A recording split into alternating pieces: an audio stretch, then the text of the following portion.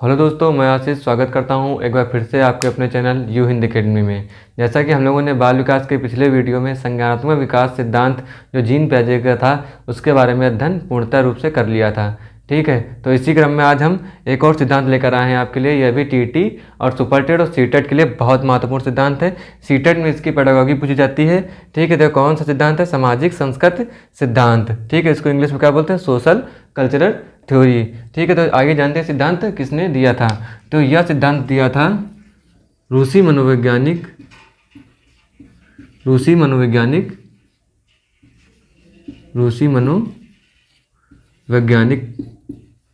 क्या नाम था इनका? वाइगॉत्स्की।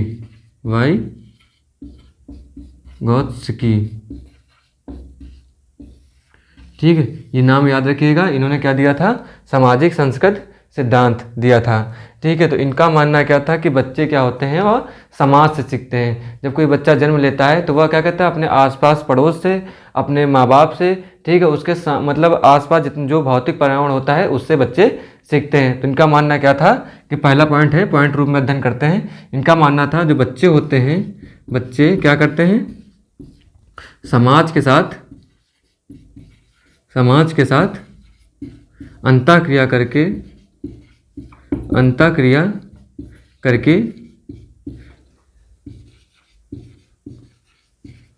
चीज़ों को सीखते हैं।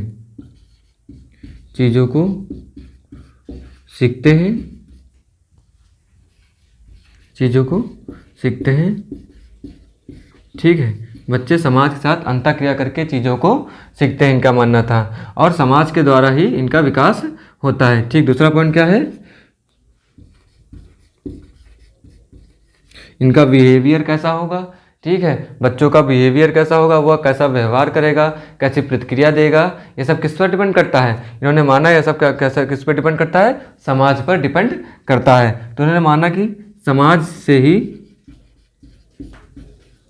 बच्चों का व्यवहार और प्रतिक्रियाएं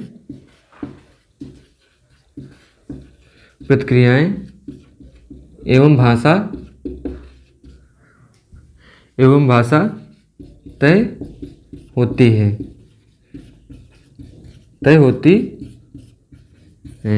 ठीक है, तो इन्होंने क्या माना था कि बच्चा क्या है? समाज में रहकर ही चीज़ों को सीखता है और अपने आसपास पड़ोस से, अपने माता पिता से चीज़ों को सीखेगा। ठीक है, तो इन्होंने क्या कहा था? बच्चे समाज से ही बच्चों का व्यवहार, और व्यवहार मतलब क्या होता है? जैसे वो किसी बच्चे का अच्छा व्यवहार है, उसके आसपास में जो घर लोग हैं, उसके जो माँ बाप हैं, ठीक है, वो अच्छे से बात करते हैं। ठीक है, तो वह अच्छे से बात करना, एक सटीक भाषा सीखेगा, जो मतलब जो परंपरागत भाषा है उसको सीखेगा।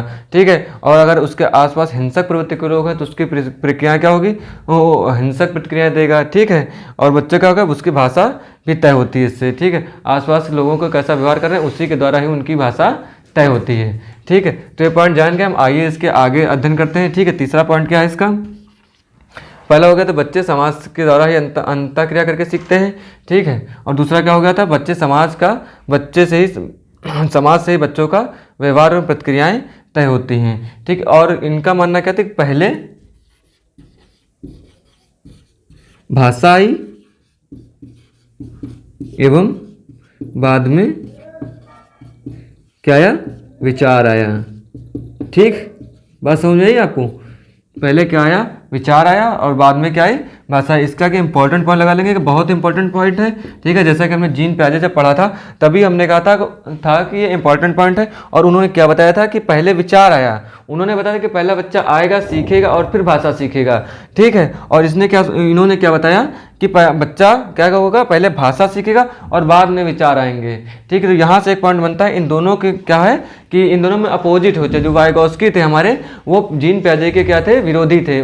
ठीक है, क्योंकि जीन पियाजे ने अपनी थ्योरी में भाषा और समाज को स्थान नहीं दिया था, जो और इन्होंने भाषा और समाज को ही मतलब मेन माना बच्चों के विकास के लिए। ठीक, तो उन्होंने क्या ना, पहले भाषा का विकास होगा और बाद में विचार आएंगे। इन्होंने माना जब तक भाषा नहीं होगी व्यक्ति में या बालक में तब तक उसके अंदर विचार आना संभव नहीं है। तो ये इंपॉर्टेंट पॉइंट है, इसको नोट कर लेंगे अलग से, क्योंकि यहाँ से क्वेश्चन हमारा बनता है। ठीक है, सीटेट ने पेडागॉजी में पूछता है। ठीक, तो इन्होंने चौथा पॉइंट क्या था इन्होंने का, इनका पॉइंट था कि ये क्या थे, जीन पियाजे के विरोधी थे। ठीक है, जो जीन पियाजे का विरोधी, मतलब जीन पियाजे ने जो सिद्धांत दिया था उसके ये विरोधी थे, जीन पियाजे के विरोधी थे। और क्यों विरोधी थे ये तो हमने आपको बता चुके हैं, क्योंकि जीन पियाजे ने अपने सिद्धांत में भाषा और समाज को कोई स्थान नहीं दिया था। और इन्होंने अपने विचारों में क्या दिया था, वाइगोस्की ने समाज को क्या कहा था कि बच्चे का विकास समाज से ही संभव है। ठीक, बच्चा समाज में रहेगा तभी चीज़ों को अच्छे से सीखेगा। ठीक है, तो इसके बारे में आगे अध्ययन करते हैं। कुछ पॉइंट्स और हैं इसके बारे में अध्ययन करते हैं। तो नेक्स्ट पॉइंट यह क्या है, जो पियाजे थे उन्होंने माना था कि जो ज्ञान है हमारा, जो बच्चा है वह स्वतंत्र है, स्वतंत्र रूप से चीज़ों को सीखता है। ठीक है, मतलब वो आता है और अपने अवधारणाओं को स्वयं बनाता है। परंतु वाइगोस्की ने ऐसा नहीं माना। वाइगोस्की ने क्या कहा कि उस पर समाज और भाषा का प्रभाव पड़ता है। एक बात याद रखिएगा कि जो वाइगोस्की है इनका पूरा सिद्धांत क्या होगा, समाज पर आधारित होगा, क्योंकि इनका सिद्धांत है सामाजिक संस्कृति सिद्धांत। तो इस हिसाब से हम याद रखेंगे जो समाज से क्या होते हैं, हमारी भाषा बनती है। तो इनके हिसाब से पहले भाषा आई और फिर विचार आया। ये पॉइंट मैं आपको बार बार याद दिला रहा हूँ या बार बार रिवीजन कर रहा हूँ, क्योंकि ये पॉइंट इंपॉर्टेंट है। और पियाजे के अनुसार क्या था कि इनकी मेंटल स्टडी थी, संज्ञानात्मक विकास हुए थे। संज्ञान में क्या आता है, ज्ञान आता है। तो इन्होंने क्या किया, पहले विचार आया और फिर भाषा आई। ठीक है, तो ये बात याद रखिएगा। तो रूसी मनोवैज्ञानिक थे वाइगोस्की, इन्होंने क्या कहा था कि पहले पियाजे के बारे में देखते हैं थोड़ा सा, कि पियाजे थे ये मानते थे कि बच्चा स्वतंत्र रूप से सीखता है, स्वतंत्र रूप से सीखता है। ठीक है, उस पर परिपक्वता का प्रभाव पड़ता है, परिपक्वता का प्रभाव पड़ता है। परिपक्वता क्या अभी बताते हैं हम आपको। परिपक्वता का प्रभाव पड़ता है, इसका मतलब क्या हुआ, इसका मतलब हुआ परिपक्वता मतलब जैसे जैसे बच्चों की एज बढ़ेगी, ठीक, वो परिपक्व होंगे, उनके अंदर समझ आ जाएगी, तो ठीक, वो चीज़ों को अच्छे तरीके से समझने लगेंगे। तो बात समझ में आ रही कि बच्चा जैसे जैसे बड़ा होगा, उसकी आयु बढ़ेगी, तो वो बच्चा वैसे वैसे उसमें विकास होगा उसका। इसके विपरीत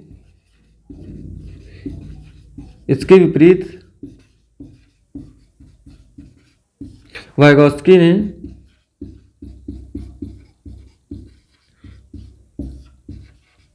बच्चों के विकास में, ये सब पॉइंट नोट करते चलेगा, बहुत महत्वपूर्ण पॉइंट हैं। ठीक है, बच्चों के विकास में समाज और भाषा को महत्व दिया है, समाज और भाषा को क्या दिया है, महत्व दिया है, महत्व दिया है। ठीक है, पियाजे ने क्या कहा था कि बच्चा जो है और बड़े होने के साथ साथ समझेगा। और इन्होंने क्या कहा था, बच्चों के विकास में हमारे समाज और भाषा का प्रभाव पड़ा था। पियाजे ने को, या पियाजे के मतलब सिद्धांत की आलोचना भी हो सकती है कि इन्होंने भाषा और समाज को स्थान नहीं दिया। ठीक, और इनके क्या है, इन्होंने समाज और भाषा को स्थान दिया। चीज़ों को डिफ्रेंशिएट करते हुए समझेंगे तो हमें सिद्धांतों में कन्फ्यूजन नहीं होगा। ठीक है, और अच्छे से समझ में भी आ जाएंगे। ठीक है, इसलिए मैं क्या कर रहा हूँ, चीज़ों को मतलब इसको जीन पियाजे से मतलब कंपेयर करके पढ़ा रहा हूँ, जिससे समझने में आसानी होगी। ठीक, तो इन्होंने इनके हिसाब से समाज और भाषा का प्रभाव पड़ता था। एक महत्वपूर्ण पॉइंट आता है कि इसका फोल्डिंग क्या होता है। ठीक है, यह पूछा जाता है विभिन्न मतलब कि पेपरों में भी सीधा सीधा क्वेश्चन आ जाता है कि स्कैफोल्डिंग है क्या। ठीक, तो अब आइए जानते हैं कि स्कैफोल्डिंग क्या है। कहाँ दिख डाल रहे, तो हम क्या बात कर रहे थे कि स्कैफोल्डिंग के बारे में जानकारी ले रहे थे कि स्कैफोल्डिंग क्या है। स्कैफोल्डिंग क्या है, स्कैफोल्डिंग को पहले हिंदी मतलब जानते हैं तो 5 चीज़ों को समझना बहुत आसान हो जाएगा। इसका मतलब होता है सहारा देना, सहारा देना। अब चीज़ें समझ में आई होंगी कि क्या होता है। जैसे पिछली बार क्वेश्चन आता है कि स्कैफोल्डिंग क्या है। ठीक है, तो बच्चों को समझने में आसानी नहीं हुई थी। ठीक है, उसको कठिनाई पड़ी थी। ठीक है, सहारा देना या मदद करना। ठीक, जैसे कोई बच्चा है, उसको कोई क्वेश्चन है वो आधे में अटक गया। ठीक है, उसको हमने थोड़ा सा सहारा दे, थोड़ा सा उसको मार्गदर्शन दे दिया तो पूरा क्वेश्चन क्या कर लेगा। ठीक, तो यही होता है हमारा स्कैफोल्डिंग। ठीक है, तो इसका मतलब लिख सकते हैं, इसकी परिभाषा इस प्रकार से लिख सकते हैं कि समस्या समाधान में समस्या समाधान में बच्चों का मार्गदर्शन, समस्या समाधान में बच्चों का मार्गदर्शन, बच्चों का मार्गदर्शन क्या कहलाता है? हमारा स्केप होल्डिंग कहलाता है। ठीक है, जैसे बच्चा कोई सी फंस गया, जैसे 1 से 10 तक उसको गिनती सुननी है, उसने कहा उसने सुनाया 1 2 3 4 5, उसके बाद उसको नहीं आया, हमने उसको थोड़ा सा बता दिया कि 5 के बाद 6 आता है, तो तुरंत बता देगा 6 के बाद 7 8 9 10। तो यही चीज़ हो गई हमारी स्केप होल्डिंग। तो यहाँ से भी क्वेश्चन आ जाते हैं, ये पॉइंट समझना जरूरी था। ठीक है, तो अब हम आगे बढ़ते हैं। सबसे महत्वपूर्ण पॉइंट जो होता है सोशल कल्चरल थ्योरी का, जेडपीडी क्या होता है। जेडपीडी को समझते हैं, निकट जो विकास क्षेत्र होता है उसको समझ लेते हैं। ठीक है, तो हम क्या जानते हैं, जेडपीडी के बारे में अध्ययन करते हैं। जेडपीडी इसको क्या कहते हैं इंग्लिश में? Zone of proximal development, proximal development, zone of proximal development. ठीक है, हिंदी में क्या बोलते हैं इसको? बोलते हैं निकट विकास का क्षेत्र, निकट विकास क्षेत्र। इसको समझ लेते हैं क्या है ये। ठीक है, यहाँ से क्वेश्चन तो बनता ही बनता, मोस्ट इंपॉर्टेंट है ये सीटेट चाहे सुपर टेट होगा टीटी के लिए, यहाँ से क्वेश्चन देखेगा आएगा ही आएगा। ठीक है, मोस्ट इंपॉर्टेंट है ये। जेडपीडी क्या होता है? जेडपीडी समझते हैं जैसे कोई बालक है, ठीक, उसके एग्जाम में मार्क आते हैं कितने, इसका वास्तविक स्तर हो गया। ठीक है, ये क्या हो गया? उसका वास्तविक स्तर हो गया। ठीक, और ये क्या होगा? संभावित स्तर, संभावित स्तर मतलब बच्चा कितना कर रहा है अभी प्रेजेंट टाइम में, वो क्या हो गया? वो हमारा वास्तविक स्तर हो गया। ठीक, जैसे कोई एग्जाम हुआ, मैथ का हुआ या सीडीपी का हुआ, हमारे बाल विकास का ही हुआ, बच्चे के 100 में से 70 नंबर आ गए। कितने आ गए? 100 में से 70 नंबर आ गए। परंतु बच्चा चाहता है कि हमारे और आए, वो मेहनत करना चाहता है, परंतु उसको सही मार्गदर्शन नहीं मिल रहा है। ठीक, तो हमने उसको उचित मार्गदर्शन दिया, थोड़ा सा उसको बता दिया कैसे चीज़ें करनी चाहिए। ठीक, थोड़ा सा उसको पढ़ा दिया, चीज़ों का मार्गदर्शन कर दिया, तो वो क्या होगा? अब उसको क्या होगा? उसके जहाँ 70 आते थे उसके कितने आने लगे? अब सीधे उसके 100 आएंगे। ठीक, तो जो 30 नंबर का हमारे जो डिफरेंस हुआ, यही क्या कहलाता है? जेडपीडी। ठीक है, निकट विकास का क्षेत्र। बहुत ही इजी एग्जाम्पल से आपको समझाने की कोशिश की है, तो यहाँ से चीज़ें हमको लगता है आपको क्लियर हुई होंगी। निकट विकास का क्षेत्र, निकट विकास का क्षेत्र। ठीक है, इसको इस प्रकार से भी बोल सकते हैं कि बच्चा मतलब कितना वास्तव में गेन कर रहा है और वो कितना गेन कर सकता है। ठीक है, इन दोनों के बीच में जो अंतर होता है, मतलब जितना कर रहा है और कितना कर सकता है, ठीक है, इन दोनों के बीच जो डिफरेंस होता है वही क्या होता है? हमारा निकट विकास का क्षेत्र, जिसे हम जेडपीडी कहते हैं। तो हमें लगता है आज से आपको ये कन्फ्यूजन मिट जाएगा कि जेडपीडी क्या होता है। ये बहुत महत्वपूर्ण है, यहाँ से क्वेश्चन बनते हैं और हमें ये बहुत अच्छा आसानी से हमने समझने की कोशिश की जेडपीडी है क्या। जैसे जो इसे क्या कहते हैं? जोन ऑफ प्रॉक्सिमल डेवलपमेंट, मतलब निकट विकास क्षेत्र। ठीक है, तो क्या कहते हैं इसको? एक वास्तविक स्तर होता है बच्चे का, और एक क्या होता है? संभावित स्तर होता है। ठीक, बच्चा क्या है? उसके 70 नंबर पहले आते थे, उसको थोड़ा मार्गदर्शन दे दिया हमने, तो उसके आने लगे 100 नंबर। ठीक है, तो क्या हुआ? उसका जो 30 नंबर के बीच में डिफरेंस था आया, वही हुआ हमारा निकट विकास क्षेत्र, जेडपीडी। तो उम्मीद करते हैं आपको जेडपीडी समझ में आ गया होगा। ठीक है, आगे बढ़ते हैं, कुछ और डिफरेंसेस जानते हैं इसके बारे में और कुछ विशेषताएं भी जानेंगे इसके सिद्धांत की। बढ़ते हैं आगे। तो हम जानते हैं कि वाइगोस्की के अनुसार शैक्षिक आशय क्या था। इन्होंने बताया किस हिसाब से बच्चों का शिक्षण कर सकते हैं। ठीक है, तो शैक्षिक आशय पढ़ते हैं अब हम वाइगोस्की के अनुसार, इन्होंने मतलब किस किस हिसाब से बच्चों को शिक्षा दी जा सकती है, वो पढ़ते हैं शैक्षिक आशय जिसको बोलते हैं। तो उन्हें बताया बच्चों को 2 प्रकार से शिक्षण दिया जा सकता है। पहला क्या बताया? परस्पर। ठीक है, और दूसरा क्या बताया? सहयोगी। क्या बताया? परस्पर और सहयोगी।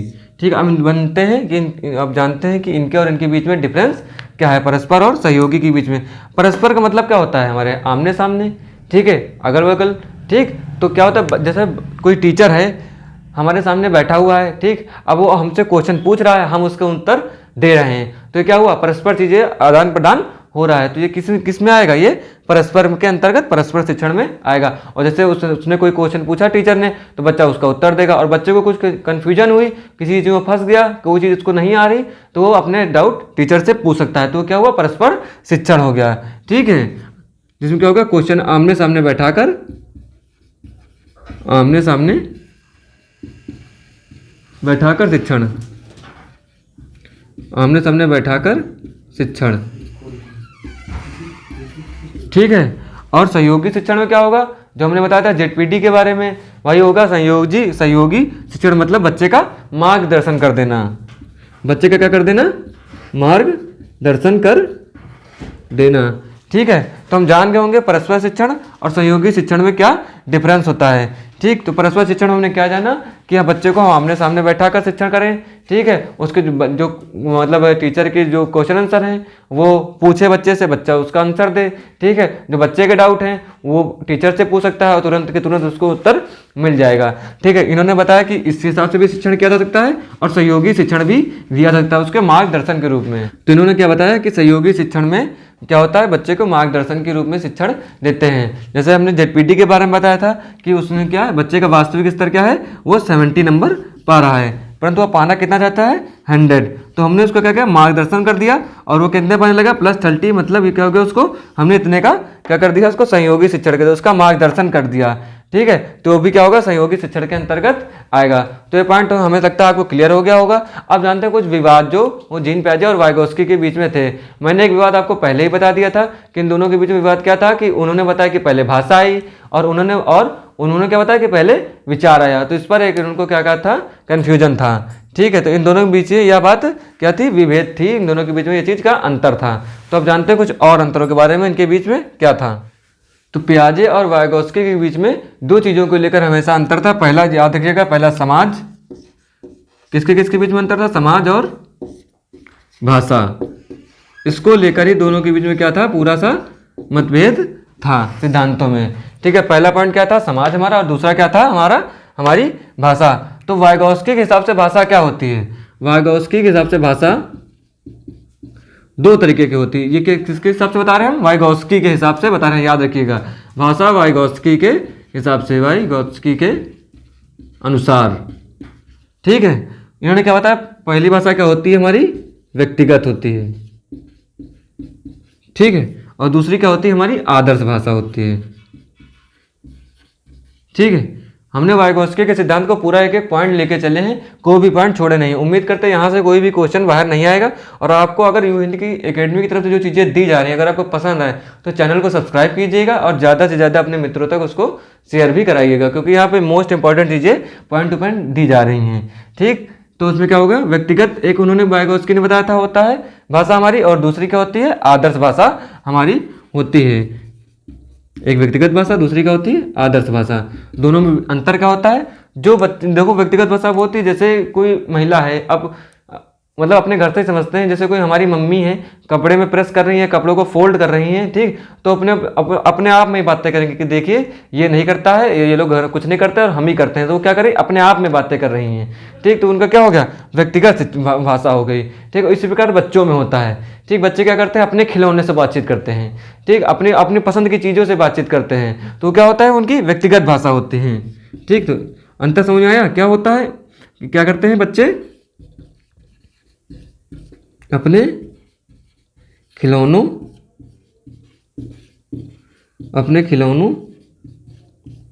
ठीक है, और अपनी प्रिय वस्तुओं से बातें करते हैं, अपनी प्रिय वस्तुओं से बातें करते हैं,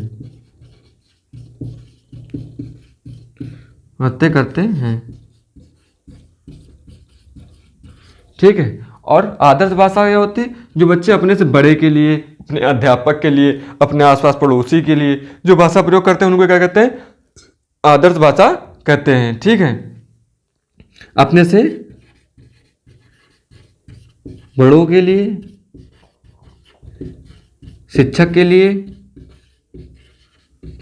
जो भाषा प्रयोग में करते हैं, जो भाषा प्रयोग में लाते हैं, जो भाषा प्रयोग में लाते हैं।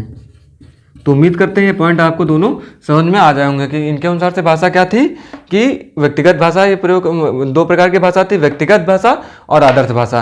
व्यक्तिगत भाषा क्या थी, बच्चे अपने खिलौनों से मतलब बातचीत करते हैं, ठीक। आदर्श भाषा क्या थी, जो भाषा जो बच्चे जो है अपने से बड़ों के लिए, अपने अभिभावक के लिए प्रयोग में लाते हैं, वो क्या होती है, उनकी आदर्श भाषा होती है। इसके विपरीत जो जीन पियाजे थे उनकी भाषा क्या थी, अहम केंद्रित थी। उनकी भाषा क्या थी, अहम केंद्रित थी।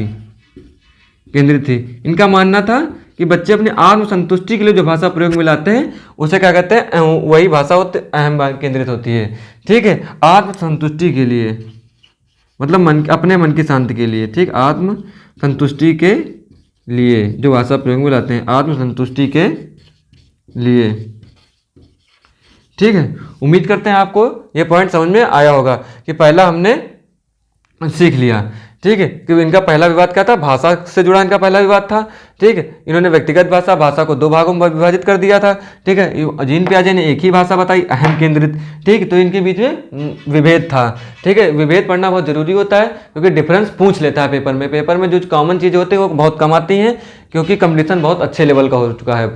हमने भाषा का विभेद जान लिया, अब हम जानते हैं समाज से क्या फर्क पड़ता है, ठीक है। तो हमने एक पॉइंट पहले ही बताया था, मतलब जीन पियाजे में भी बताया था और बार बार इस वीडियो में भी रिपीट कर रहा हूँ कि पहले क्या आया जिम वाइगोत्स्की के अनुसार, क्योंकि पॉइंट इतना महत्वपूर्ण है इसको, इसलिए उसको बार बार बता रहे हैं। वाइगोत्स्की के अनुसार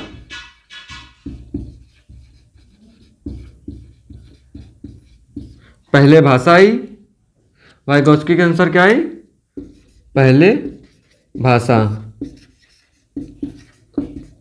बाद में विचार, ठीक है। दूसरा क्या है, जीन पियाजे के अनुसार क्या था, जीन पियाजे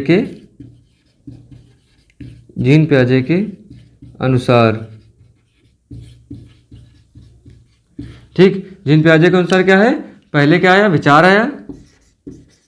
क्यों आया ये हम पहले बता चुके हैं आपको पहले वीडियो में, पहले विचार और बाद में भाषा, ठीक।